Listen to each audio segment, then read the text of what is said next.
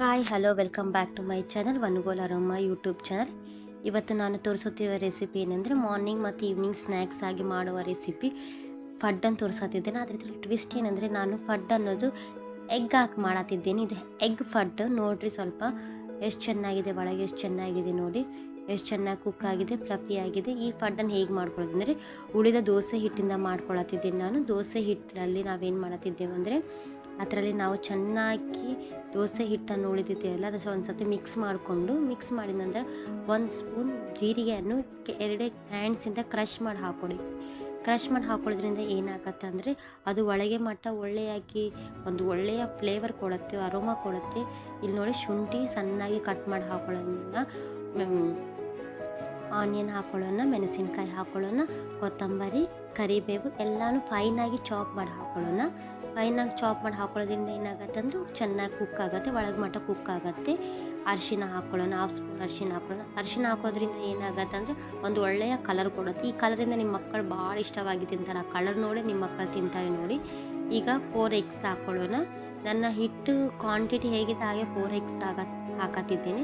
ನಿಮ್ಮ ಕಡೆ ಹಿಟ್ಟು ಸ್ವಲ್ಪ ಹೆಚ್ಚಿದ್ರೆ ಎಗ್ಸ್ ಕ್ವಾಂಟಿಟಿ ಬೆಳೆಸ್ಕೊಳ್ಳಿ ನೋಡಿ. ಈಗ ಚೆನ್ನಾಗಿ ಮಿಕ್ಸ್ ಮಾಡ್ಕೊಳ್ಳೋಣ. ಇಲ್ಲಿ ಎಲ್ಲಿನೂ ನಿಮಗೆ ಎಗ್ ಬ್ಯಾಡ್ ಸ್ಮೆಲ್ ಬರಲ್ಲ, ಭಾಳ ಚೆನ್ನಾಗಿ ಕುಕ್ ಆಗುತ್ತೆ. ಆ ಫಡ್ ಅನ್ನೋದು ಭಾಳ ಚೆನ್ನಾಗಿ ಬರುತ್ತೆ. ನೀವು ಟ್ರೈ ಮಾಡಿ, ನಿಮ್ಮ ಮಕ್ಕಳು ಭಾಳ ಇಷ್ಟವಾಗಿ ತಿಂತಾರೆ. ನಾನು ಇಲ್ಲಿ ಉಪ್ಪು ಹಾಕತ್ತಾ ಇಲ್ಲ, ಏಕೆಂದರೆ ದೋಸೆ ಹಿಟ್ಟಿನಲ್ಲಿ ಆಲ್ರೆಡಿ ನಾವು ಉಪ್ಪು ಹಾಕಿ ದೋಸೆ ಹಾಕೋತೀವಲ್ಲ, ಅದಕ್ಕೆ ನಾನು ಆಲ್ರೆಡಿ ಹಿಟ್ಟಿನಲ್ಲಿ ಉಪ್ಪಿದೆ, ಅದಕ್ಕೆ ನಾವು ಉಪ್ಪು ಹಾಕಿಲ್ಲ. ನೀವು ಹಿಟ್ಟಿನಲ್ಲಿ ಉಪ್ಪಿಲ್ಲದ್ರೆ ಉಪ್ಪು ಹಾಕ್ಕೊಳ್ಳಿ. ಹಾಕಿದ ನಂತರ ಈಗೇನು ಮಾಡೋದಂದರೆ ಹಾಫ್ ಕ್ಯಾರೆಟನ್ನು ಯೂಸ್ ಮಾಡತ್ತಿದ್ದೀನಿ ನಾನು. ಹಾಫ್ ಕ್ಯಾರೆಟ್ ತುರಿದುಕೊಂಡು ಹಾಕ್ಕೊಳ್ಳಿ. ಕ್ಯಾರೆಟನ್ನು ತುರಿದುಕೊಂಡು ಹಾಕಿದ ನಂತರ ಒಂದು ಸತಿ ತಿರುಗಿಸೋಣ. ನಾವು ಈ ಕ್ಯಾರೆಟ್ನ ಚೆನ್ನಾಗಿ ಮಿಕ್ಸ್ ಆಗೋ ಹಾಗೆ ಒಂದು ಸತಿ ತಿರುಗಿಸಿದ ನಂತರ ನಾವು ಪಕ್ಕಕ್ಕೆ ಇಟ್ಕೊಳ್ಳೋಣ. 15 ಮಿನಿಟ್ಸ್ ಪಕ್ಕಕ್ಕೆ ಇಟ್ಕೊಳ್ಳೋಣ ನೋಡಿ. ಈ ಕನ್ಸಿಸ್ಟೆನ್ಸಿ ನಮಗೆ ಕರೆಕ್ಟಾಗಿ ಬರುತ್ತೆ ಫಡ್ ಅನ್ನೋದು. ಅಷ್ಟು ನೀರಾಗಿರಬಾರ್ದು, ನೋಡ್ತಾ ಇರ್ತೀರಲ್ಲ.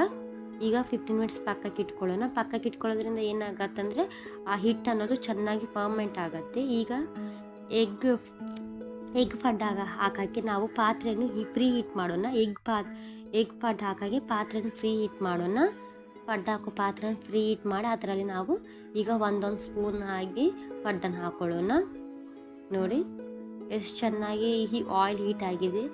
ಹಾಕೋದ್ರಿಂದ ಆಯಿಲ್ ಹೀಟ್ ಆಗೋದ್ರಿಂದ ಏನಾಗುತ್ತೆ ಅಂದರೆ ಫಡ್ ಅನ್ನೋದು ಲಘು ಕುಕ್ ಆಗುತ್ತೆ. ಮತ್ತು ಒಳಗೆ ಮಟ್ಟ ಚೆನ್ನಾಗಿ ಕುಕ್ ಆಗಬೇಕಂದ್ರೆ ಏನು ಮಾಡಬೇಕಂದ್ರೆ ಸ್ವಲ್ಪ ಹೀಟ್ ಮಾಡ್ಕೊಳ್ಳಿ ನೋಡಿ. ಈಗ ಲೋ ಫ್ಲೇಮ್ನಲ್ಲಿ ಇಟ್ಟು ಲಿಡ್ ಕ್ಲೋಸ್ ಮಾಡಿಬಿಡೋಣ.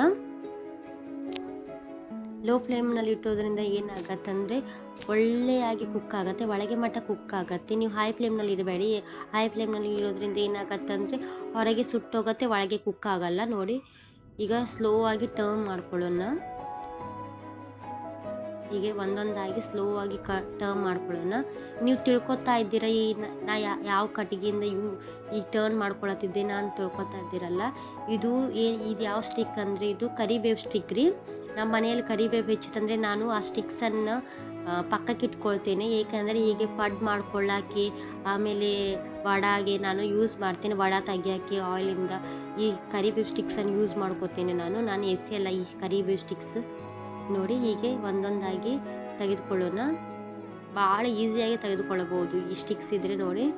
ನೀವು ಟ್ರೈ ಮಾಡಿ ಆ ಸ್ಟಿಕ್ಸನ್ನು ಕಲೆಕ್ಟ್ ಮಾಡ್ಕೊಂಡು ಇಟ್ಕೊಳ್ಳಿ ನೋಡಿ. ಹೀಗೆ ಒಂದೊಂದಾಗಿ ಆಯಿಲ್ ಹಾಕಿ ಒಂದು ಸತಿ ಹೀಟ್ ಆದರೆ ನಾವು ಮತ್ತೆ ಒಂದೊಂದಾಗಿ ಫಡ್ ಹಾಕೋಣ. ನಾನು ಈ ರೆಸಿಪಿ ಅನ್ನೋದು ನಮ್ಮ ಹಸ್ಬೆಂಡ್ ಅವರ ಅಕ್ಕ దగ్గర ಕಲ್ಕೊಂಡಿದ್ದೇನೆ, ತಂಗಿ దగ్గర ತಂಗಿ ಕಡೆ ಕಲ್ಕೊಂಡಿದ್ದೇನೆ. ಇದು ಭಾಳ ಚೆನ್ನಾಗಿ ಮಾಡ್ತಾರೆ ಅವರು. ಈ ರೆಸಿಪಿ ಅನ್ನೋದು ನಮ್ಮ ಮಕ್ಕಳಾದ್ರೆ ಭಾಳ ಇಷ್ಟವಾಗಿ ತಿಂತಾರೆ. ಇದು ಕುಕ್ ಆಗ್ತಾ ಇದ್ರೆ ಪ್ಲೇಟ್ ತೊಗೊಂಡು ಬರ್ತಾರೆ, ಮಮ್ಮಿ ಹಾಕು ಅಂತೇಳಿ. ನೀವು ನಿಮ್ಮ ಮಕ್ಕಳಿಗೆ ಟ್ರೈ ಮಾಡಿ ಹಾಕ್ರಿ. ನಿಮ್ಮ ಮಕ್ಕಳು ಭಾಳ ಇಷ್ಟವಾಗಿ ತಿಂತಾರೆ. ಟ್ರೈ ಮಾಡಿ ಹೇಗೆ ಬಂದಿದೆ ಅಂತ ನಮಗೆ ಕಮೆಂಟ್ ಮಾಡಿ ನೋಡಿ. ಈಗ ಚೆನ್ನಾಗಿ ಕುಕ್ ಆಗಿದೆ ಅಲ್ಲ, ನಾನು ತೆಗೆದುಕೊಳ್ಳತ್ತಿದ್ದೇನೆ ನೋಡಿ.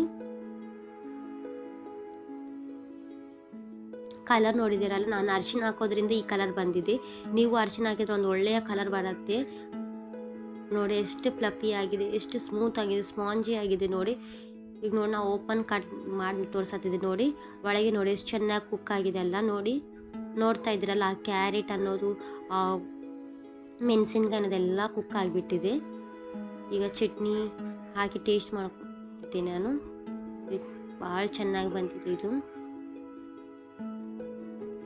ನೀವು ಟ್ರೈ ಮಾಡಿ ತಿಂತಾ ಇರ್ತೀರ, ಅಷ್ಟು ಒಳ್ಳೆಯ ರೆಸಿಪಿ ಇದು.